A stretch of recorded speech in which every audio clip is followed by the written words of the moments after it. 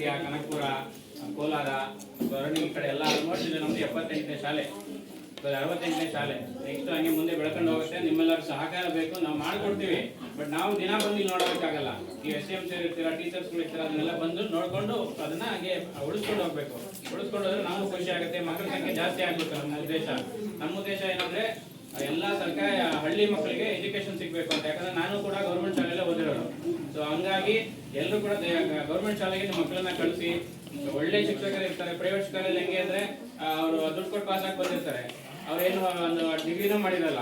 ಎಷ್ಟೋ ಜನ ಬೇಕಾದ್ರೆ ನೀವು ಚೆಕ್ ಮಾಡಿ, ಬೇಕಾದ್ರೆ ನಾನೇ ಬರ್ತೀನಿ, ಬೇಕಾದ್ರೆ ಹುಡುಕೊಡ್ತೀನಿ. ಸೊ ಸರ್ಕಾರಿ ಶಾಲೆ ಟೀಚರ್ಗಳು ಏನಿದ್ರು ಒಳ್ಳೆ ಎಜುಕೇಶನ್ ಮಾಡಿ ಪಾಸ್ ಆಗಿ ಬಂದಿರ್ತಾರೆ. ಸೊ ಹಾಗಾಗಿ ಆಲ್ಮೋಸ್ಟ್ ಎಲ್ಲರೂ ನಿಮ್ಮ ಮಕ್ಕಳನ್ನ ಸರ್ಕಾರಿ ಶಾಲೆಗೆ ಕಳಿಸಿ ಅಂತ ಹೇಳಿ ನಾನು ಮಾತು ಮಾಡ್ತೀನಿ. Thank you.